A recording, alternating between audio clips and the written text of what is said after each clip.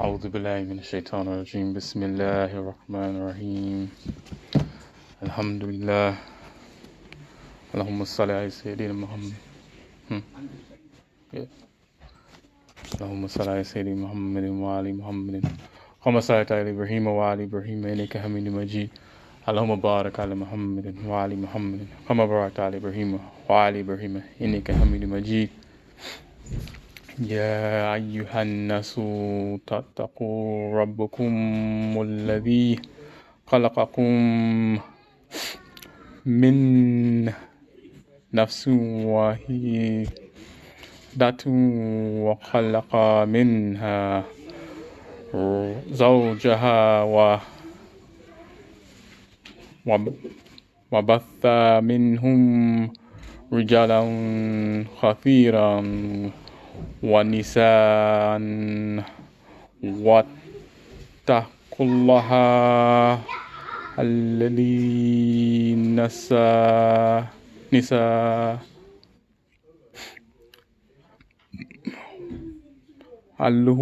ألون به والأرحام إن الله كان عليكم رقيبا. O mankind, be careful of your duty to your Lord, who created you from a single soul, and from it created its mate. And from them twain have spread abroad a multitude of men and women. Be careful of your duty toward Allah, in whom you claim your rights of one another, and toward the wombs that bore you.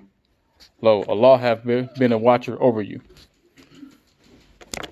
Alhamdulillah, today inshallah we're going to discuss about from two books actually, both co-authored by one of my teachers. I actually never physically met him, but anytime I'm online, ask me whatever you want to ask me. And he was real helpful on bringing me to where I'm at, So, name of the books are Centered Black Narrative.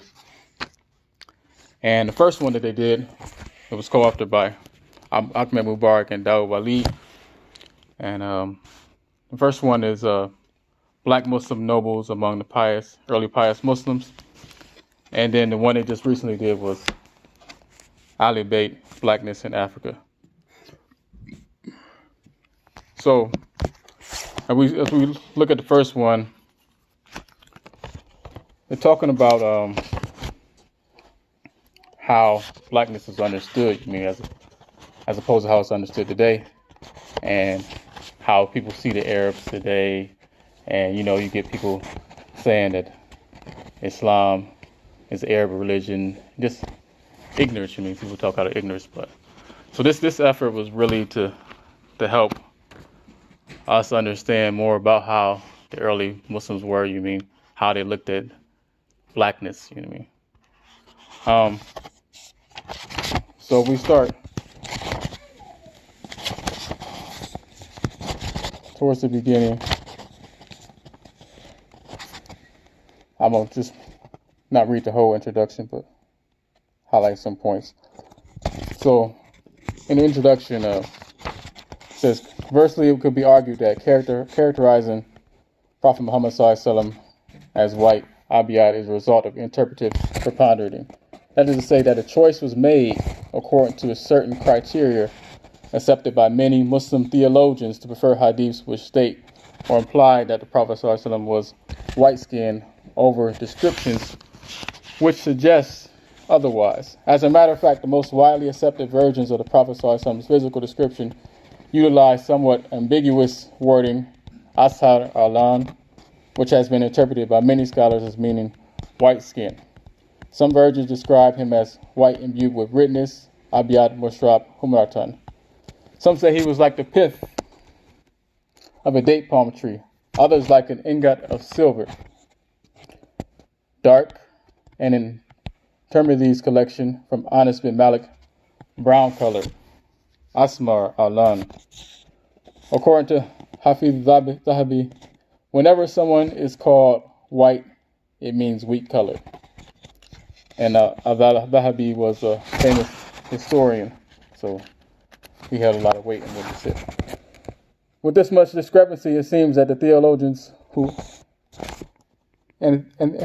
anathematized Muslims for merely describing the Prophet ﷺ as black had no solid basis for this ruling. Since the reports of the Prophet ﷺ's putative whiteness is neither the result of indisputable authentic reports nor a matter of religion for which a person can be declared an apostate. Otherwise, the authors of Sunni manuals of orthodox dogmatic theology like Tahawi would have included this among the required beliefs of all Muslims. And Imam Tahawi was a famous early Hanafi scholar of Aqidah, about the proper creed that Muslims should have, and so he didn't make the requirement for us to believe that he was white or white skinned. This absence at this point of doctrine further corroborates the claim that the belief in the Prophet's putative whiteness is not a requirement of Muslim faith. Even if it's true, it can be compared to declaring a person to be an apostate for denying the existence of China. As for scholars who believe that the offense has less to do with the mischaracterization of the Prophet's person but not calling someone black, it is universally disparaging. This would necessitate that there was no black prophets, and that it would likewise be disparaging to characterize any of them in such terms. We know the first claim is false, because the Quran says, it can be translated as, we have sent a messenger to every nation, and we sent messengers before you. Among them are some whose accounts we have given you, and other whose accounts we have not given you. As for the latter claim, there are a number of sages and prophets who have been described as either black or dark brown, include Luqman, Musa, and Isa alayhi salam. In addition, if black is universally disparaging, it would mean that it is unlawful to refer to any person as black, since the Quran says, do not speak ill of one another, do not use offensive nicknames for one another. According to Jahiz, the 9th century East African rationalist scholar of the Mu'tazila sect, all 10 of the Prophet's paternal uncles from his grandfather Abdul Muttalib were dark brown. It would stand to reason then, if the Prophet ﷺ was not a dark-skinned man, he was definitely the offspring of a tribe of dark brown people. According to linguists like Ibn Manzur, Talab, and other scholars like Ibn Athir and Nawawi, the majority of Arabs were light and dark brown. And Imam Nawawi is a very huge scholar in Islam. If you're familiar with the 40 Hadith books or the Riyadh al-Salihin, he also was a giant in his own, in the Shafi madhab, where he was the one that brought the different opinions of Imam Shafi together and presented them in a way where this is the relied position of the school. So he was definitely a giant in Islamic tradition. So were we to classify the early Arabs according to popular taxonomies in Western countries today, they would easily fall under the color of black designation. Though the early Arabs considered themselves to be a distinct race from the surrounding populations, they did not characterize themselves as white. Rather, the whites of their day were those of Persia, Byzantium, and Levant, who they referred to as the Reds, since white was an offensive characterization most commonly used to indicate that a person had unattractive spots of albino, like discoloration, on their skin, a condition today known as vitiligo. For this reason, Ibn Manzur says in Lisan al-Arab, red, ahmar, means white, abyad, said as a way of taking flight from the description of vitiligo. When not used disapprovingly, white was used as a laudable quality of human character, according to Arab lexicographers.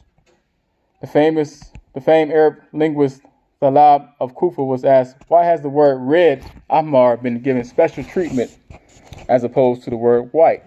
He said, because the Arabs do not say that someone is white due to the whiteness of their skin. Rather, the one they consider to be white is the one who is pure and free of defects. So whenever they mean that someone is white skinned, they call him red, ahmar. The fact that white during the prophetic era was taken to be disparaging would mean that if black is an offensive characterization, white would also be offensive. So, just in that introduction, just giving a starting point for this topic. And when he talks about Imam Nawawi, let's find that hadith. There's a hadith talking about the Prophet ﷺ being sent to the red and then the black. And one of those meanings was that the black referred to the Arabs because they were linked to blackness. Arab and blackness were not viewed as mutually exclusive in early Islamic history. So we see whiteness had a different meaning amongst the early Arabs, and it was believed that the Arabs were brown. They were brown people, you know what I mean? All those many thousands of years, whatever. Many centuries, they were a brown people. And we know that the Prophet ﷺ was descended from a lady who was of African origin. So it makes sense. And we're gonna start off with the first of the early Muslims we're gonna start off with, who was listed as being either brown or black, is none other than the first cousin of the Prophet ﷺ, who he raised in his household, and that is the commander of the faithful, Ali ibn Abu Talib. May Allah be pleased with him. And Ali was born in the Kaaba. He was actually born in the Kaaba. And not too many people have the honor of being born in the Kaaba. But Ali, he was described in the same way that Bilal was described. Because we see, if you look at the movie The Message, you're going to see Bilal as the only black companion, you know what I mean? And for many years, we've been pushed Bilal, as if he's the only black companion. So we're not going to focus too much time on him. As great he was, the high status he was, you mean, when he was freed, you know, later on, Umar made a statement that Abu Bakr is our chief. He's our chief, and he freed our chief. So Bilal had such high rank amongst the companions, but we know he is not the only one that was black or African amongst the companions. So Ali ibn Abi Talib, the main description that he was given is that he was extremely dark, Adam Shahid al-Udma, or black in skin color. Other texts included from the Zaydi school described him as brown. And according to Ahmed ibn Hanbal, who was the fourth of the four Sunni schools of thought, there was no companion that had more virtues mentioned about him than Ali ibn Abi Talib, described as black, very, very black. You mean this is that is an intensifier that is very black. So he has the same description that is given to Bilal. And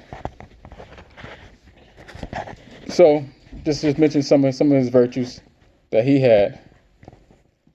He was the first male to accept Islam and the first to pray with the Prophet ﷺ. He lied in the bed of the Prophet ﷺ the night of fleeing along with Abu Bakr. He stayed in his bed. The Prophet ﷺ chose him to stay in his bed as him and Abu Bakr made the hijrah from Mecca to Medina. He was chosen to stay there in his place to fool the pagans, you know, to give him some time. When the Prophet ﷺ paired off the companions in Medina to be best friends, he left Imam Ali for himself. He said, "Oh Ali, you are my brother in this world and in the next life." Ali was in charge of in Medina when the Prophet ﷺ left for the Tabuk expedition. And he said, "You are to me in position of Harun to Musa, though there is no prophet after me." After the pilgrimage, the farewell pilgrimage of the Prophet ﷺ, he stood up before a group of his companions at a location known as Gadar Qam and told them, "Whoever I am his master, then Ali is his master." Then he prayed, "O Allah, be allied with whoever has affinity for him, and be at odds with whoever is an enemy to him."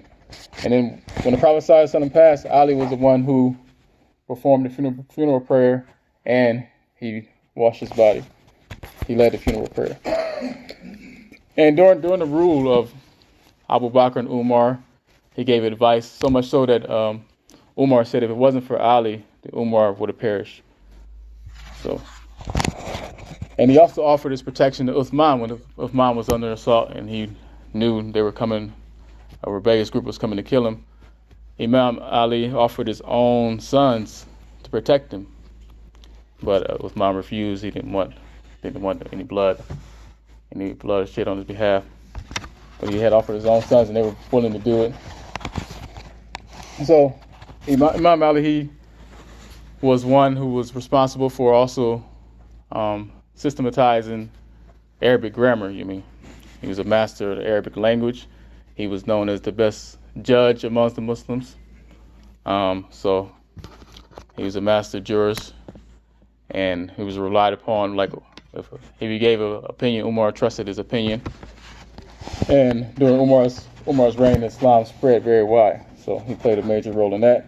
He moved the Khalifa to Kufa in Iraq, and then a lot of the early Muslims also came out of there, and it became one of the centers. So if we move forward for the sake of time, from Ali ibn Abi Talib, like I said, who was described as black, and this one of the famous scholars, Imam Suyuti, he mentions this. He's one of the main ones that mentions this.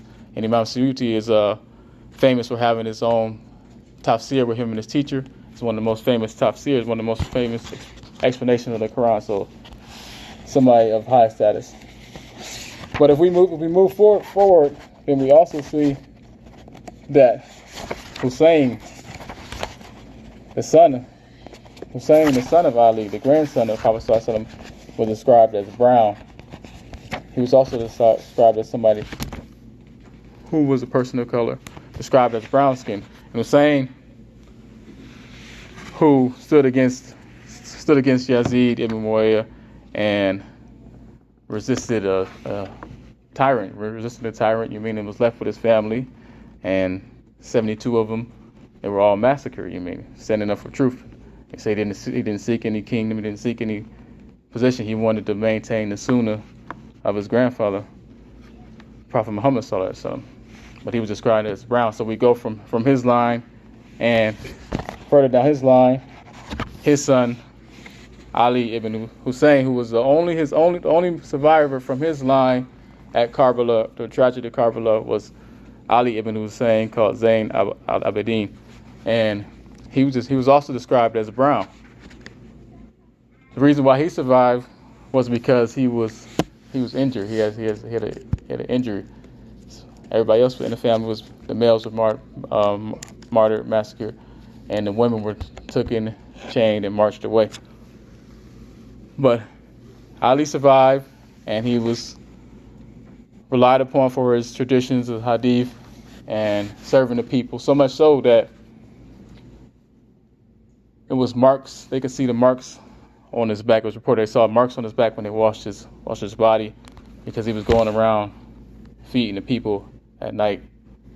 And they knew the reason why they knew it was him, because when he died, the food stopped coming. So he was one of the honorable servants of the people, and also leaders of the scholars in Medina during the time of the early Muslims, the time of the Salaf. And his son also, one of his sons also, Muhammad Bakr, he was described as Asmar Alan, or brown in complexion. He was given the title Bakr al-Ilm, which means he who opens knowledge, or who dives deep for knowledge. The Prophet ﷺ said to Jabir in a hadith, surely you will live until you meet a man from my descendants. His name will be the same as mine. He will possess in-depth knowledge. When you meet him, convey my salams to him.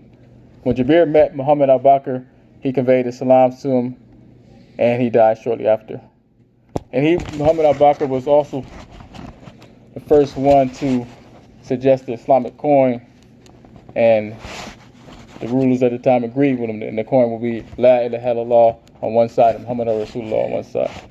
So he was a teacher of Abu Hanifa, who was the first of the 4 imams of the schools of fiqh. He also narrated from Abu Hanifa. His son Ja'far as-Sadiq also was a teacher of Abu Hanifa, was also described as brown, and he also was a teacher of Imam Malik, second of the 4 imams in the school of fiqh.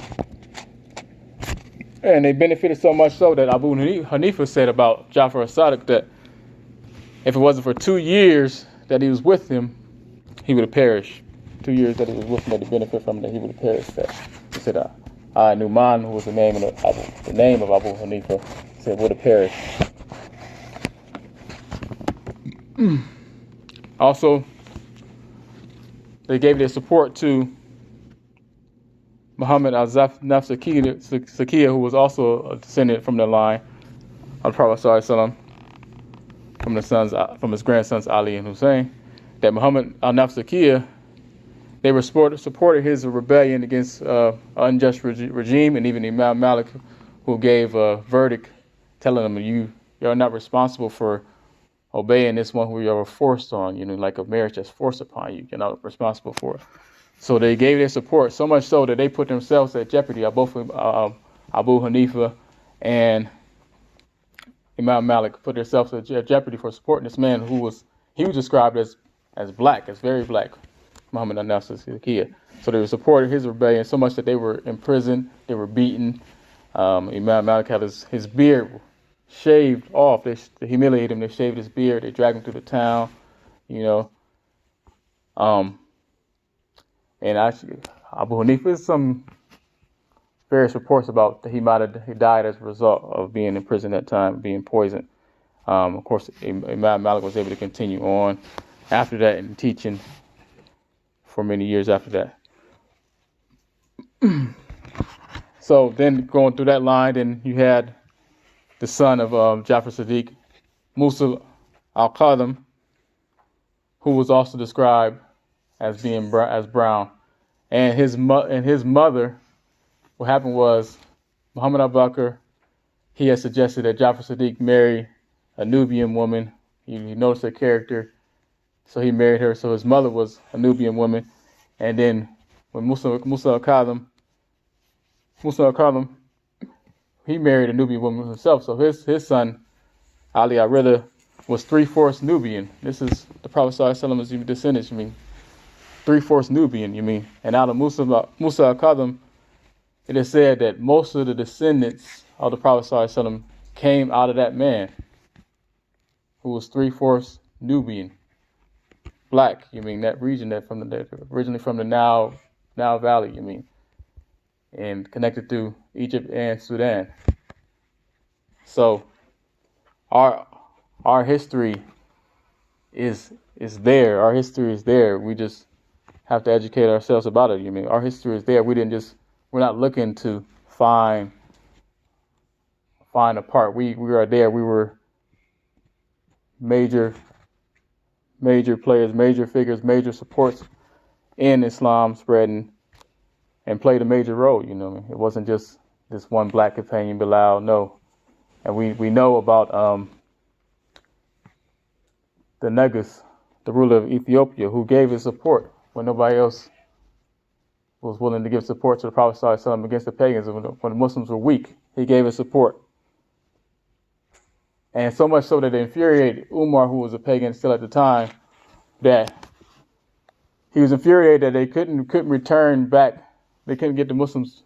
They couldn't get those Muslims returned back to them, so they can torture him and do whatever, because he had a powerful support by the ruler of Ethiopia, who also became Muslim.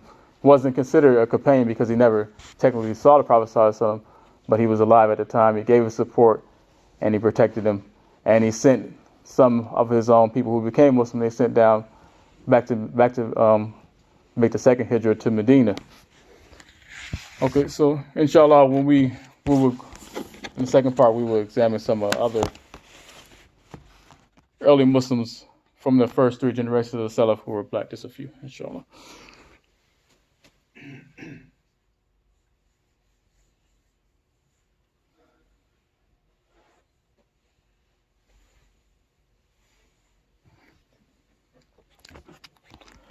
So, alhamdulillah, Allahumma salli ala Muhammad wa ali Muhammad salli Ibrahim wa ali Ibrahim innaka Hamidum Majid.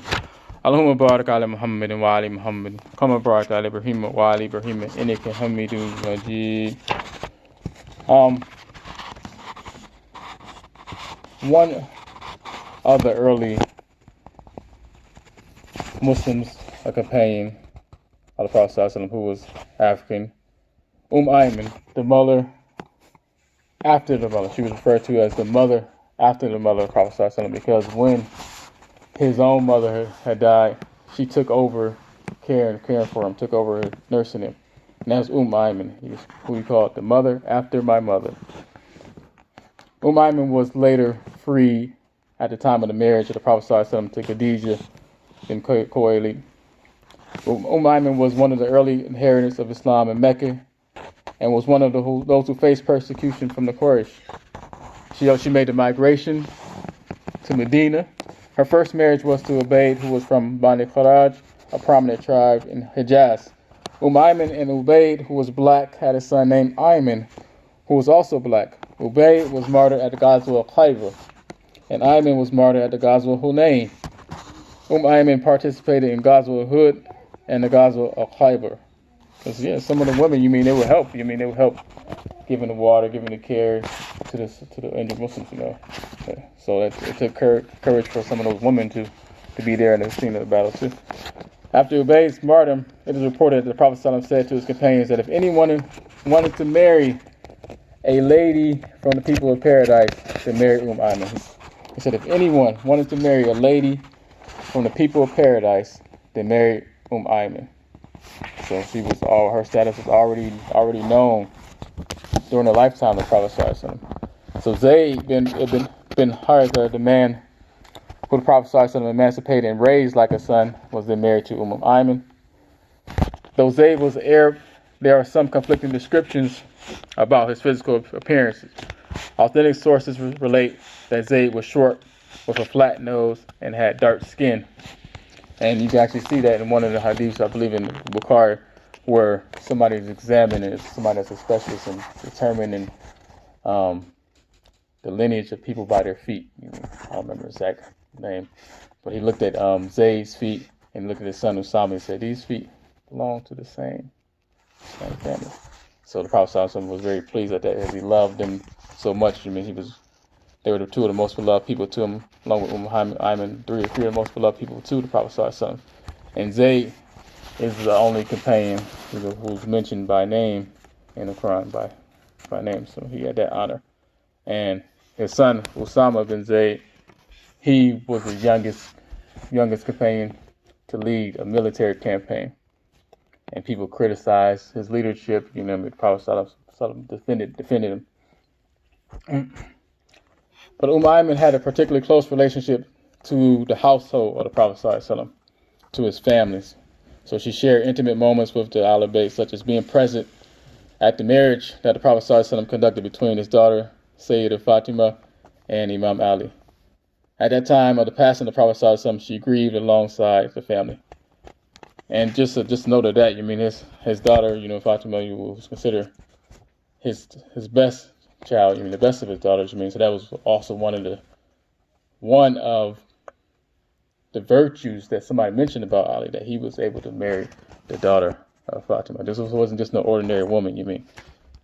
This was considered. That had the Prophet ﷺ character. That he would actually come in, and if he was sitting down, he would get up and have her sit down. and he was very, very firm on it because he had high expectations for her. Even so that he criticized one time that they had like a curtain with some decorations on it. You know, like thought it was like a luxury or something. But she was the one that when he knew he was approaching death, that he whispered two things to her, and she kept it secret until after the Prophet died. And Aisha asked about it, like, what are these two things? I saw you whispered in your ear, and you cried the first time. You cried, and then he whispered something to you, and then you smiled. She said, the first time he told me that his death was approaching, so she cried, and actually she cried. And the second thing he told her was, you would be the first one of my family to join me. So she smiled at that, like, hey, a sad thing, but being reunited with him in a better place, amongst the higher companions was something. So, but I also wanted to highlight some of the other early Muslims, just a few. One, Atta ibn Abi Rabah. Now, Atta was a slave. He was a slave of African origin, and when he was freed, he was so poor that he was homeless. He was homeless. He didn't know what he was like. At least I was a slave. I still had some food. I don't know what's kind of a dilemma for him what to do. He ended up studying.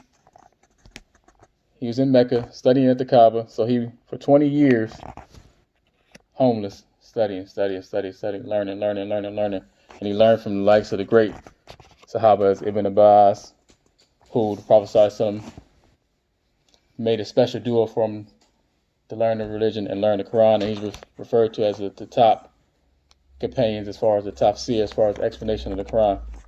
So he learned from Ibn Abbas, he learned from Ibn Umar, the son of Umar, Abdullah ibn Umar, who was regarded as the most knowledgeable as far as the Sunnah of the Prophet ﷺ. And he learned from many other companions. He was a senior amongst the second generation, A senior amongst the second generation. Those seniors amongst the second generation, they could narrate a hadith and not mention the name of the Sahaba, and it will still be accepted.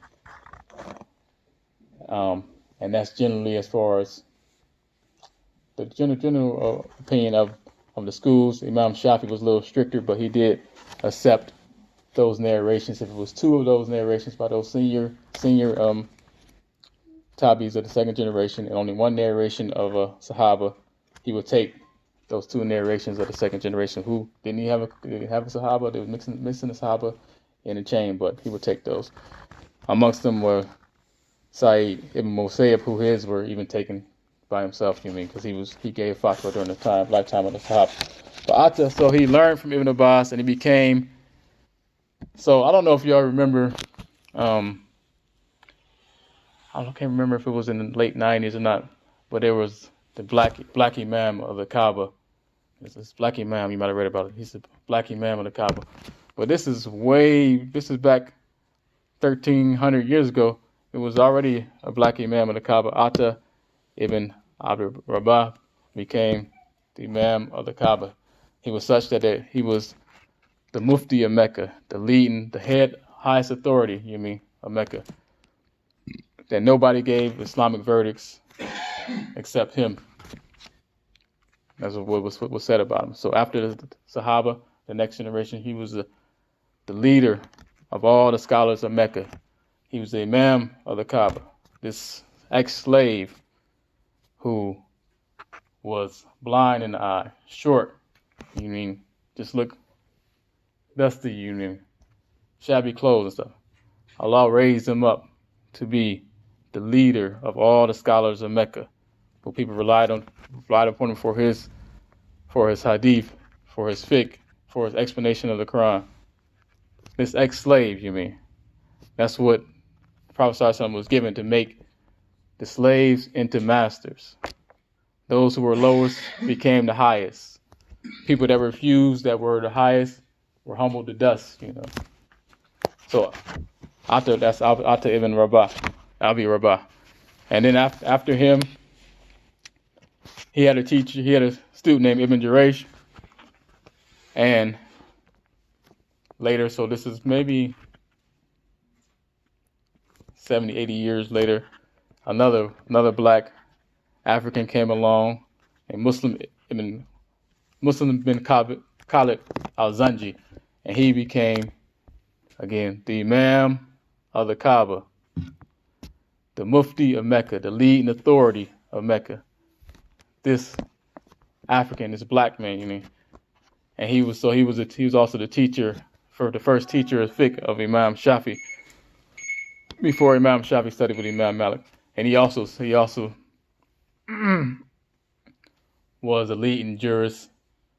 He narrated hadith, and he had a tafsir. Now, that school of those scholars of Mecca, they were considered, as far as the tafsir, the top ones in the whole of the Ummah.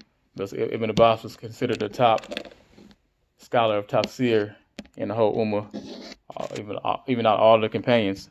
So his students that were under him, that studied the most, that benefited the most, that Allah raised up the most, they were considered the top scholars of tafsir as well. And one of those was Sa'id ibn Jubair. And Sa'id ibn Jubair, was also considered black. He was an ex-slave. Many of his narrations are found in Bukhari and Muslim. It said about him. It said that he relays 140 narrations. Bukhari narrates 147 narrations from him, and Imam Muslim narrates 78 narrations from him in their Sahih collections, which are the most sound hadith collections that we have. So he was one of the top scholars of tafsir, and he also was a top jurist. So he gave his fiqh opinions, and he was a muhadithun, narrated hadith, and his hadiths were reliable. He during the reign of Umayyad Caliph al-Walid, a delegation of the disgruntled Mawali came to Al-Hasan al-Basri in order to get his approval for a rebellion against the Umayyads and their governor al-Hajjaj bin Yusuf. This delegation was headed by Abdurrahman ibn al-Asad, and they began to question al-Hasan. What do you say about one who spills the sacred blood of the Muslims and violates the holy precincts and murders the companions of the Prophet sallallahu alaihi wasallam? Hasan said, I do not think you should fight him. If he is oppressive and you do not deserve him, then ask Allah to remove him. But know that if he is placed over you as a result of your sins, then you will never be able to remove him by your words. The delegation left and went out to fight al-Hajjaj and the forces of Abdul Malik bin Marwan. This battle is known as the Battle of the Monastery and Skulls. So in the 82nd year of Hijrah, Sa'id ibn Jubair and Kamel bin Ziyad, they headed a battalion known as the Battalion of Quran Reciters against the Umayyad army. Although they had superior numbers and initially forced Abdul Malik to the negotiating table, they were later routed. Ibn Jubair escaped the battlefield and fled to the outskirts of Mecca. So he ended up being on the run for 12 years. He just coming in to make Hajj, leaving. He's on the run until he finally, somebody comes from one of the troops are sent, one of the soldiers are sent to capture him. He's like, I don't really want to take you. You mean, you want to just go, just run, escape. You can escape. I'll let you escape. He said no. He'll have to face it.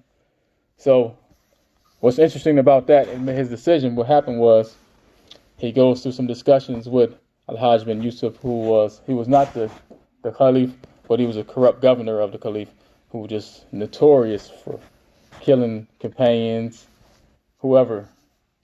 And so he knew he was going to kill him. After he talks to him, he's standing his ground to him in his face of his tyrant, speaking the truth, he's not backing down. But he makes a dua, he makes a dua for Allah to punish him. He looked in the sky, he said, "Oh Allah, do not forgive him for persecuting me. Punish him for my blood and make him the last person he kills of Muhammad sallallahu alaihi wasallam's nation." Immediately the headsmen, so they beheaded Sa'id ibn Jubair, and his head fell to the ground and said, "There's no God but Allah." So Al-Hajj began looking at the continuous flow of the blood. He was astonished to see the plentiful blood, so he asked the coroner about it. And the coroner said, "All those you killed were afraid. Their blood stopped in their veins, so there was no bleeding. But Sa'id was not afraid, his heart was beating normally. Saeed was martyred in the month of Shaban 95 AH at the age of 49. Al-Hajjaj is reported to have went insane. He constantly had nightmares and would wake up yelling, "Why have I killed Saeed ibn Jubair?" He died 15 days later, so that was the end. His duel was answered. He was not able to harm anymore. And that's one of the best jihads is the truthful word in the front of a tyrant, and also they let it do a duel that actually benefit the rest of the Muslims. So it's plenty more. Even in these two books, there's plenty more mention of black early pious Muslims of the early generations of Muslims, of the first 3 generations of Muslims. We also have some mentions of Muslims from later times, and there's more that they didn't fit in the book for the sake of time. So I would definitely recommend that. Centering the black narrative, black Muslims amongst the early pious Muslims. I recommend both of these. Centering black narrative, elevate blackness in Africa.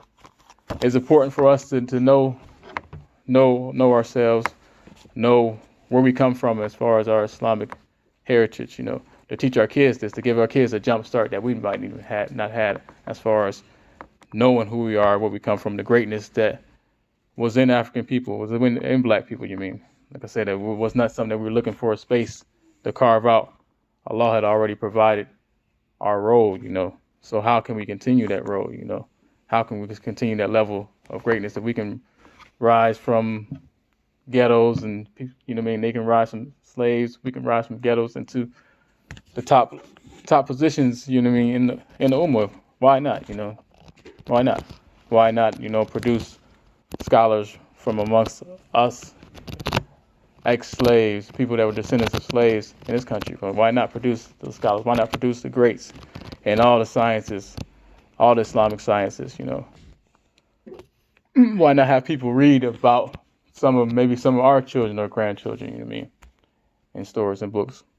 So just wanted to share that. I really hope that you can order these books on Amazon, discuss, have discussions about them, And so I appreciate the time, and Brother Rashid was trying to get me to give a khutbah for a long time, So alhamdulillah, may Allah reward everybody for being patient with me, And as we get forward for Ramadan, I'm sure that the next khutbah will be going in that because it's getting close, and we got to be ready. You come into like a football season, not training, you coming out of shape. So we hope we coming in shape. We hope we've been preparing to come in shape.